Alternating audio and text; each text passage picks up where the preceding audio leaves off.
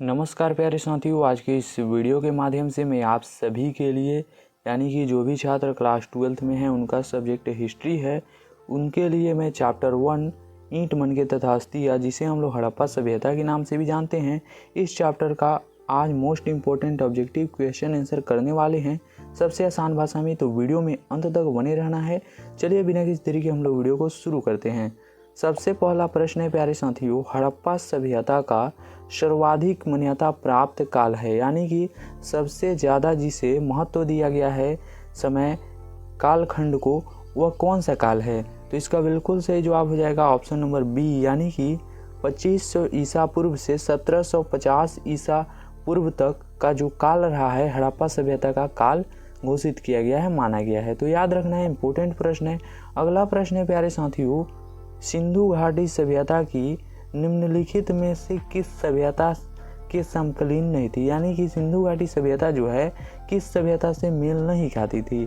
तो इसका बिल्कुल सही जवाब हो जाएगा चीन की सभ्यता से। Option number see the right answer. तो वीडियो को लाइक कर दीजिए और अपने दोस्तों में शेयर करके हर एक प्रश्न को याद कर लीजिए। तीसरा प्रश्न है, सिंधु घाटी सभ्यता कहाँ तक विस्तृत थी यानी फैली हुई थी? तो इसका बिल्कुल सही जवाब हो जाएगा ऑप्शन नंबर डी, यानी कि पंजाब, राजस्थान, गुजरात, उत्तर प्रदेश, हरियाणा, सिंध और बलूचिस्तान में फैली हुई थी। यहाँ तक यह सिंधु घाटी सभ्यता फैली हुई थी। आगे हम लोग प्रश्न देखते हैं। चौथा प्रश्न है, सिंधु घाटी की सभ्यता में घोड़े के अवशेष कहाँ से मिले हैं? अवशेष मतलब उसका हड्डी गुड्डी जो कुछ भी है, कहाँ से मिले हैं? तो option number A is the right answer, Sutkotada से प्राप्त हुए हैं। याद रखना है, इंपॉर्टेंट प्रश्न है। आगे हम लोग देखते हैं पांचवा प्रश्न, सिंधु घाटी स्थल कालीबंगन किस प्रदेश में है, यानी कि कहाँ पर है? तो इसका बिल्कुल सही जवाब हो जाएगा ऑप्शन नंबर ए, यानी कि राजस्थान के कच्छ जिले में सिंधु घाटी सभ्यता का जो कालीबंगन है वह पड़ता है। ठीक, याद रखना है। आगे हम लोग देखते हैं छठा प्रश्न है, निम्नलिखित में से किस पदार्थ का उपयोग हड़प्पा काल की मुद्राओं के निर्माण में मुख्य रूप से किया गया था?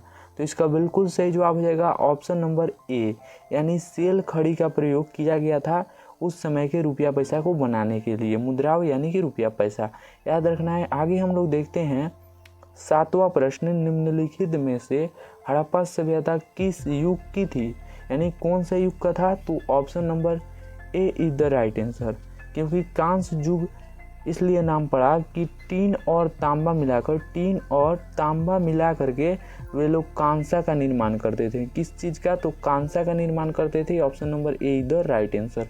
आगे हम लोग देखते हैं आठवां नंबर प्रश्न है, सिंधु घाटी सभ्यता के लोगों का मुख्य व्यवसाय क्या था, पेशा क्या था?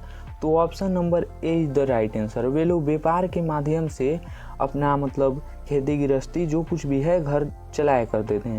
व्यापार कहाँ कहाँ पर होता था, आगे हम लोग समझते हैं। निम्न में से हड़प्पा सभ्यता के निवासी थे तो कैसे थे? शहरी, ग्रामीण या यावार, खानाबदोश, जनजातीय? तो इसका बिल्कुल सही जवाब हो जाएगा वे लोग शहरी थे यानी नगरीय थे। ठीक, option number B is the right answer, याद रखना है। आगे देखते हैं हम लोग 10वां प्रश्न, सिंधु घाटी सभ्यता यानी सिंधु सभ्यता के घर किससे बनाए जाते थे? ईंट, पत्थर, बांस, लकड़ी?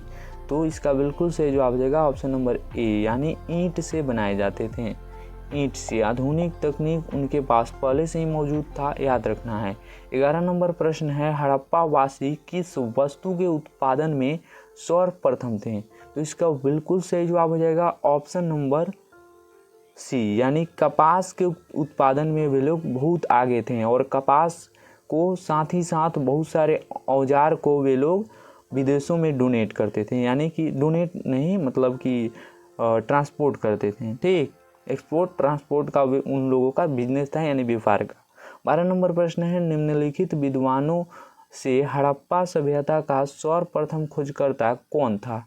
इसे माना जाता है सर्वप्रथम खोजकर्ता तो दयाराम साहनी जी को, जिन्होंने 1921 में हड़प्पा सभ्यता का खोज किया था। कब? तो 1921 में, याद रखना है, इंपॉर्टेंट प्रश्न है। आगे इस प्रश्न को मैंने मेंशन कर दिया है ताकि आप इसे याद करें और अच्छे से अच्छे मार्क्स लाएं। ठीक, 13 नंबर प्रश्न है, सिंधु सभ्यता का पतन नगर यानी बंदरगाह नगर कौन सा था जहाँ से एक्सपोर्ट और ट्रांसपोर्ट वगैरह होता था, जो कुछ भी कहिए।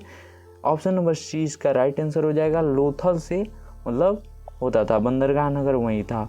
14 नंबर प्रश्न है, पैमानों की खोज ने यह सिद्ध कर दिया कि सिंधु घाटी के लोग माप तौल यानी कि जोखने नापने में मतलब परिचित थे, उनको पता था कि माप तौल क्या होता है। ठीक, इसकी खोज मतलब यह खोज कहाँ पर हुई, तो इसका बिल्कुल सही जवाब हो जाएगा सी, यानी इसका भी जवाब लोथल होगा, याद रखना है। आगे हमारा 15 नंबर प्रश्न है, हड़प्पा कालीन समाज किन वर्गों में विभक्त था यानी बटा हुआ था, तो option number C is the right answer, यानी विद्वान भी थे वे लोग, योद्धा, व्यापारी और श्रमिक भी थे। ठीक, इन वर्गों में उन लोगों का मतलब जो समाज था विभक्त था। 16 नंबर प्रश्न है, सिंधु सभ्यता का सर्वाधिक उपयुक्त नाम क्या है, यानी कि सबसे ज़्यादा उपयोग किया जाने वाला जो नाम है कौन है, हड़प्पा सभ्यता, सिंधु घाटी सभ्यता या सिंधु सभ्यता या इनमें से कोई नहीं, तो इसका बिल्कुल सही जवाब हो जाएगा ऑप्शन नंबर ए, यानी कि हड़प्पा सभ्यता सबसे ज़्यादा प्रयोग किया जाता है, हालांकि यह तीनों नाम इनके ही हैं यानी सिंधु घाटी सभ्यता के। हमारा 17 नंबर प्रश्न है, यहाँ पर देखिए, निम्न में से कौन सा कथन सिंधु सभ्यता के लोगों का सही चित्रण करता है, यानी उनके विषय में सही जानकारी प्रदान करता है। पहला है, उनके विशाल महल और मंदिर होते थे। दूसरा है, वे देवियों और देवताओं दोनों की पूजा करते थे। इसमें ऑप्शन नंबर ए नहीं होगा, बी नहीं होगा, सी इसका बिल्कुल सही जवाब हो जाएगा, यानी कि दूसरा कथन सही है, वे देवी और देवताओं की पूजा करते थे, दोनों की पूजा करते थे। 18 नंबर प्रश्न है, हड़प्पा सभ्यता की खोज किस वर्ष हुई थी, यह मतलब सवाल अधिकतर बच्चे मतलब याद किए होंगे। ठीक, इसका जवाब याद किए होंगे 1921, पहले ही मैंने बता दिया, option number be the right answer. हमारा 19 नंबर प्रश्न है प्यारे साथियों, बहुत इंपॉर्टेंट है, हड़प्पा सभ्यता के बारे में कौन सी उक्ति सही है, तो इसका बिल्कुल सही जवाब हो जाएगा, उन्होंने पशुपति का सम्मान यानी कि आदर करना आरंभ किया, यानी उनके पूजा पाठ किया करते थे।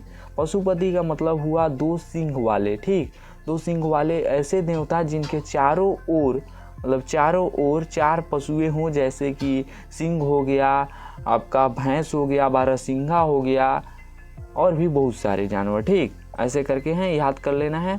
20 नंबर प्रश्न है, हड़प्पा के लोगों की सामाजिक पद्धति क्या थी, मतलब क्या थी उनकी पद्धति, किस आधार पे उनका समाज चलता था, तो इसका बिल्कुल सही जवाब हो जाएगा, हाँ आपने सही समझा, option number A is the right answer, उचित समतावादी। याद रखना है, यह थे कुछ 20 इम्पोर्टेंट प्रश्न चैप्टर 1 से।